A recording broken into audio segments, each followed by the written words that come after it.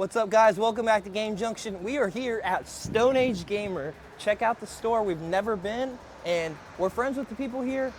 We've been excited to check this out for a long time. Me and Thomas, aka Millennial Collector, aka Mr. BA. We've been wanting to check this out forever, so I'm pretty excited to see. There's a Sonic statue right here that's absolutely insane. This is one of the coolest display pieces ever. So if you're a Sega head, this is right up your alley. We've got some crazy CRTs here. We have that GX, which is an absolute holy grail. A bunch of PVMs, obviously that's right up my alley, and those are some beautiful sets here. But we're about to see something inside here in just a second. That is my absolute #1 holy grail item that I would still love to get today. And also a small little CRT here that I would like to have. Okay, listen guys, third take. We have my absolute holy grail item here, the Vectrex kiosk. This thing is absolutely beautiful. What I love about this is that it showcases all of the overlays and what the Vectrex had to offer. And for the time, this thing was absolutely revolutionary. You just don't see them very often. And for a long time, before the Turbo Express, and kind of towards that as well, this was my holy grail item. And this is something that I actually do play quite frequently because it's super easy to flip the knob, play a couple quick arcadey games. It's just incredible. And if you have one of the multi-carts like I do, access to all those games so easy to just jump in, don't have to put a game in. But this thing is just so cool for the display purposes. And I would love to own one of these someday, but you know, it's cool to see in person. It's the first time ever. And I'm kind of in love with it. But as you can see, they've got a whole little selection here for other second gen video game systems, that is. And of course, we got 2600 and what I'm interested in, 7800 games.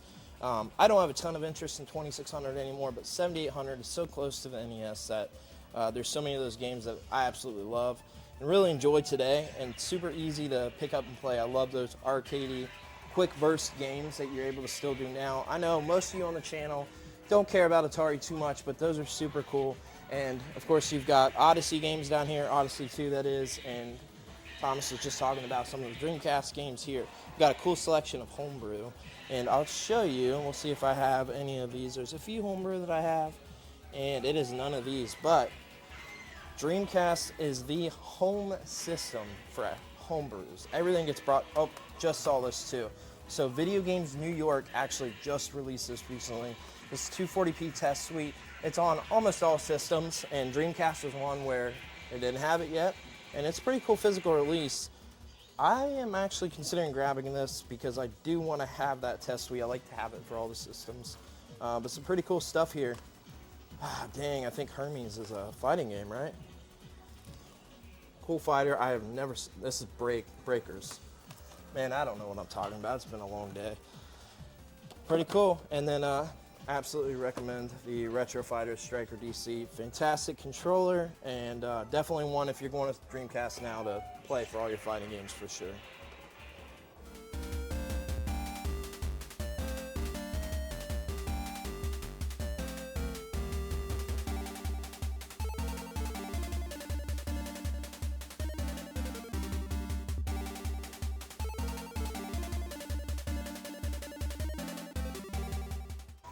So we got the NES red tint here, and back in the day, I remember having one of these at my Pizza Hut, and we would play on this. I remember having, I think, Turtles on it. So there's a bunch of various games. This one's got Versus Tennis. I know for sure that they had that one modded to play like other games, but it's really cool because it's an arcade unit that's entirely different than, you know, anything else that you normally see.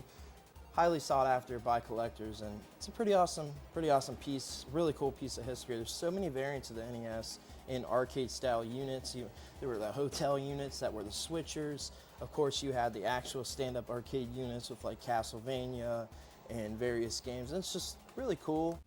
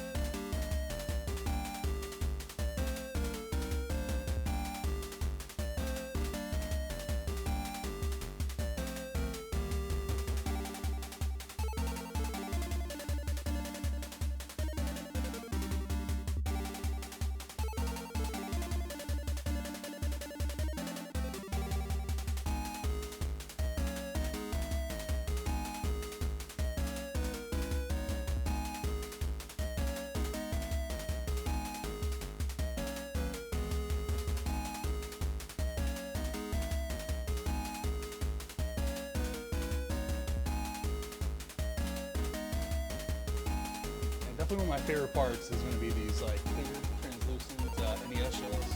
I almost bought one of these the other day. They're really cool. They have like the smoke ones, they have the red ones. But if you have those yellowed out systems and stuff like that, that's amazing to do. And you can see they have the ones for like the PlayStation, N64, Sega Saturn.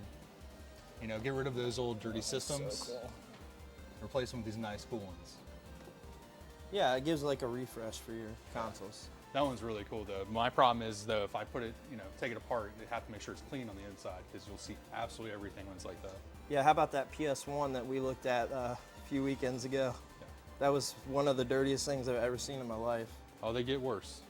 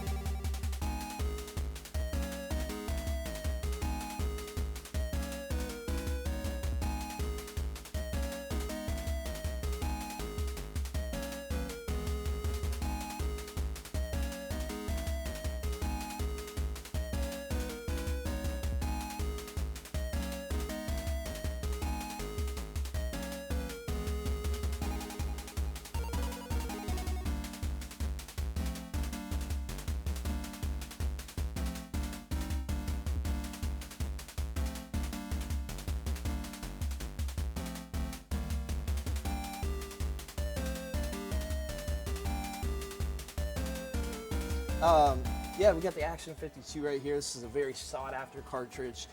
Terrible selection of games. If you know anything about Cheetah Man, that is on there. Completely broken game. There is a bunch of crap stuff on it, but it's just very sought after and pretty cool piece.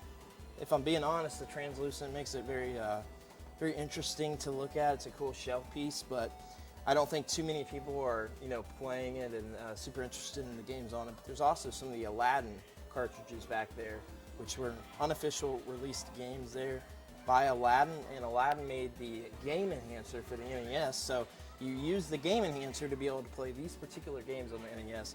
Now, in 2023, there's a workaround from having to have the Aladdin game enhancer.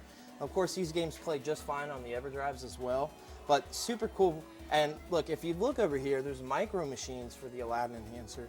And what's interesting about that nobody really talks about is that Micro Machines game came out for the Game Gear as well and is one of the long-shelled Game Gear games. So it's something very similar going on with Game Gear there.